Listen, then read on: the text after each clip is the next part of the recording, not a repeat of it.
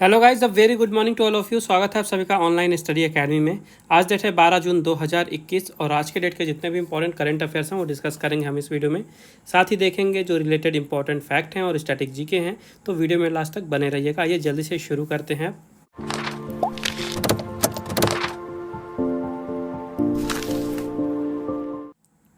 तो आज का पहला क्वेश्चन है, according to AISHE 2019-20, what is the total number of institution of national importance in 2020? AISHE 2019-20 के अनुसार 2020 में राष्ट्रीय महत्व के संस्थानों की कुल संख्या कितनी है? तो अभी हाल ही में भारत की शिक्षा मंत्रालय ने जारी किया है AISHE 2019-20 का, और पूछा गया है कि उसके अनुसार भारत में राष्ट्रीय महत्व वाले कितने संस्थान हैं। तो इसका राइट आंसर है 135। ठीक है, भारत में 135 राष्ट्रीय महत्व के संस्थान हैं AISHE के अनुसार। और AISHE क्या है? तो AISHE का मतलब है all India survey on higher education. ये आपको याद रखना है। AISHE का मतलब है all India survey on higher education. और ये जो सर्वे है ये मिनिस्ट्री ऑफ एजुकेशन के द्वारा जारी किया जाता है हर साल। सबसे पहली बार इसे 2010-2011 में जारी किया गया था। और ये सर्वे में जो भारत में प्रेजेंट में हायर एजुकेशन का स्टेटस है उसके ऊपर अलग अलग तरह के इंडिकेटर के बेसिस पे परफॉर्मेंस देखा जाता है कि भारत किस इंडिकेटर पे कितना परफॉर्मेंस है। तो कुछ इंपॉर्टेंट पॉइंट्स बताए गए हैं इस सर्वे में। तो सबसे पहला तो यही है कि राष्ट्रीय महत्व के संस्थान जो हैं 135 हैं। ठीक है, 2015 में ये सिर्फ 75 थे, 2020 में ये बढ़ के 135 हो गए हैं। इसके अलावा ये बताया गया कि 2019-20 में PhD होल्डर 2.03 लाख थे। इसके अलावा जो टीचर हैं 2020 में ये थे 15,03,156, जिसमें से 57.5% मेल हैं और 42.5% फीमेल हैं। इसके अलावा 2019-20 में हायर एजुकेशन के लिए जो इनरोलमेंट है ये है 3.85 करोड़। तो ये डेटा आपको याद रखने हैं। और भारत के एजुकेशन मिनिस्टर कौन है? ये हैं रमेश पोखरियाल निशंक जी। अगला क्वेश्चन है, what is the rank of India in global house price index for Q1 2021? 2021 के पहले तिमाही के ग्लोबल हाउस प्राइस इंडेक्स में भारत का रैंक क्या है? तो अभी हाल ही में नाइट फ्रैंक ने अपना ग्लोबल हाउस प्राइस इंडेक्स जारी किया है 2021 की पहली तिमाही के लिए, और भारत को इसमें 55वां स्थान मिला। आपको याद रखना है, भारत इस इंडेक्स में 55वें नंबर पे रहा है। ठीक है, Q1 के लिए रैंकिंग है, याद रखिएगा। तो पिछले साल यानी 2020 में जो भारत की रैंकिंग थी ये 43वीं थी, और इस साल भारत को 12 अंकों का नुकसान हुआ है और वो 55वें नंबर पे आ गया है। तो हर साल मतलब एक साल में बात की जाए तो भारत में जो प्रॉपर्टीज़ की वैल्यू है, जो उनका प्राइस है, इसमें 1.6% की गिरावट देखी गई है। इस कारण से भारत रैंकिंग में फिसला है। सबसे ऊपर रहा है तुर्की, जहाँ पे जो एनुअल रैंकिंग है, जो प्राइस है वहाँ के प्रॉपर्टी की, घर की, इनमें 32% का इंक्रीमेंट देखा गया है।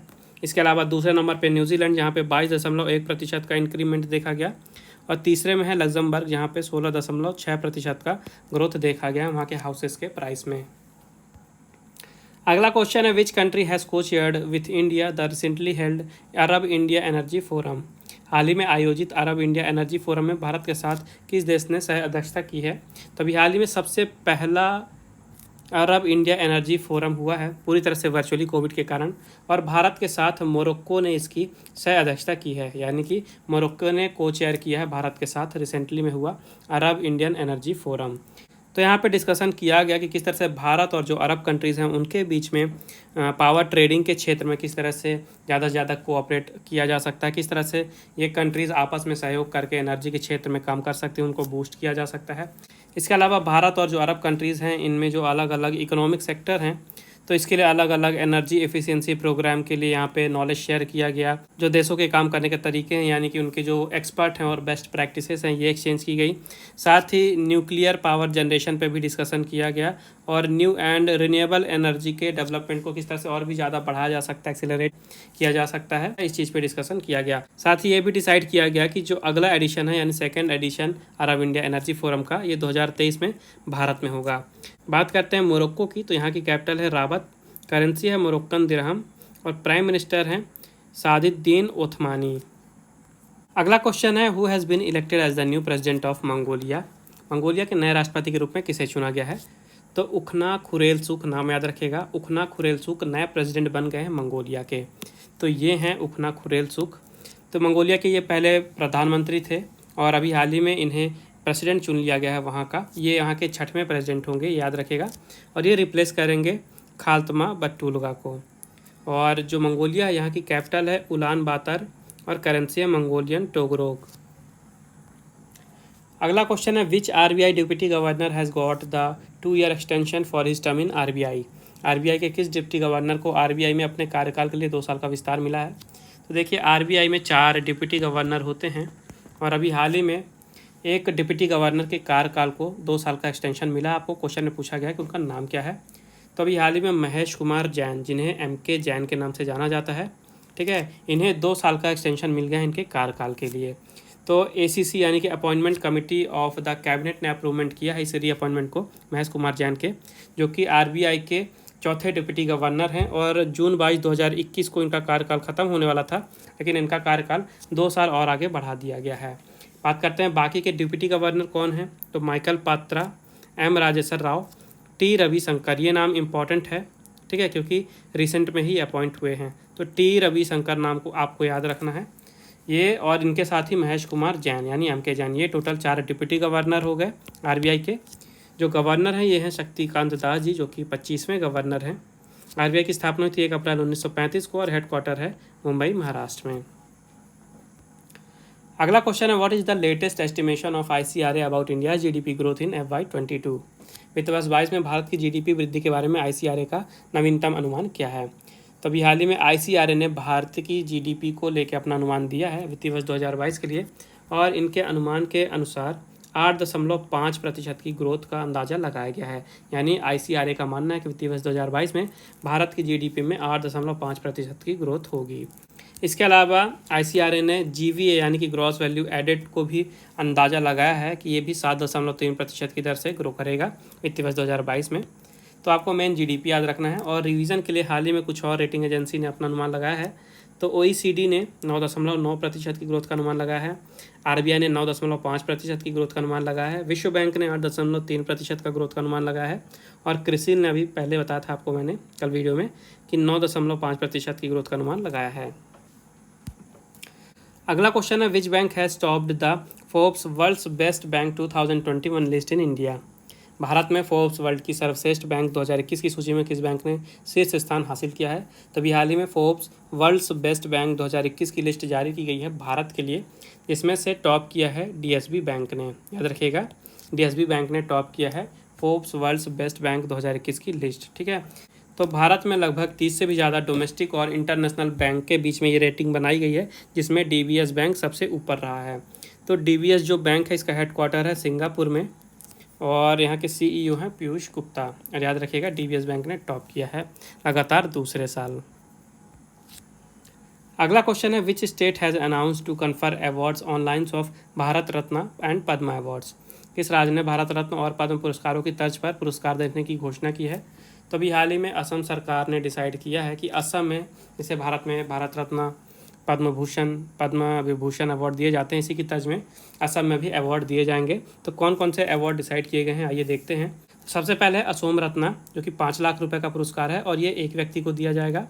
उसके बाद है असोम विभूषण, जो कि 3 लाख रुपए का है, जिसे 3 पीपल को दिया जाएगा। इसके बाद है असोम भूषण, जो कि 2 लाख रुपए का है, इसे 5 लोगों को दिया जाएगा। और एक है असम श्री अवार्ड, जो कि 1 लाख रुपए का है और इसे 10 लोगों को दिया जाएगा। तो हर साल ये अवार्ड दिए जाएंगे इन लोगों को। और ये लोग चुने कैसे जाएंगे, तो आसाम के जो भी लोग हैं जो कि समाज के लिए अपना कंट्रीब्यूशन देंगे, योगदान देंगे, उनको शॉर्टलिस्ट किया जाएगा इस अवार्ड के लिए। असम की कैपिटल है दिसपुर, चीफ मिनिस्टर है हेमंत बिस्वा शर्मा और गवर्नर हैं जगदीश मुखी। अगला क्वेश्चन है who has won the 2021 US women's open golf tournament. 2021 US महिला ओपन गोल्फ टूर्नामेंट किसने जीता है। तो फिलीपींस की यूका सासो ने जीता है 2021 का US women's open golf tournament. याद रखिएगा गोल्फ का टूर्नामेंट है ये, और 2021 का यूएस वुमेन्स ओपन जो चैंपियनशिप था ये जीता है यूका सासो ने, और ये फिलीपींस की हैं, ये याद रखिएगा। अगला क्वेश्चन है who has won the PEN Pinter prize 2021। PEN Pinter पुरस्कार 2021 किसने जीता है। तो सित्सी डंगा रेगमा, नाम याद रखिएगा, सित्सी डंगा रेगमा, ये जिम्बाब्वे की ऑथर हैं और हाल ही में इन्होंने जीता है 2021 का पीईएन पिंटर प्राइज़। काफ़ी इंपॉर्टेंट क्वेश्चन है ये, याद रखिएगा, सित्सी डंगा रेगमा। इसके अलावा 2020 के बुकर प्राइज़ के लिए भी इन्हें शॉर्टलिस्ट किया गया था।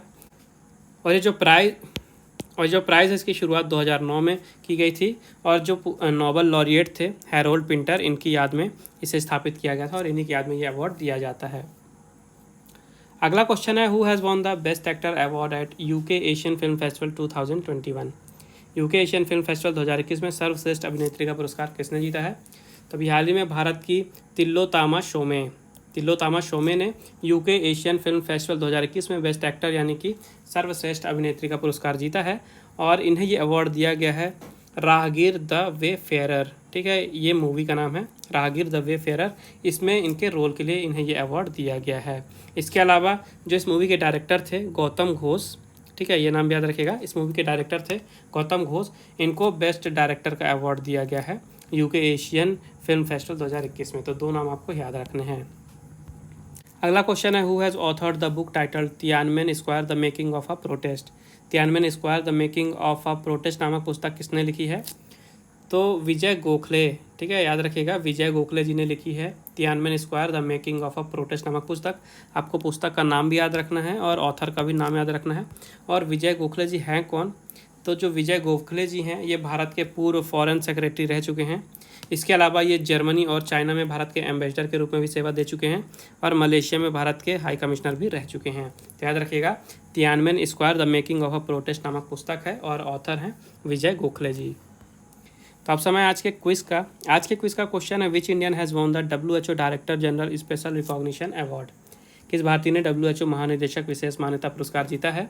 तो ये रहे आपके ऑप्शन। मेक श्योर आंसर जरूर दें कमेंट बॉक्स में। उसके अलावा अगर आपको कोई दिक्कत है, कोई प्रॉब्लम है, कोई डाउट है या आपका कोई सजेशन है तो आप बिल्कुल मुझे बता सकते हैं कमेंट बॉक्स में।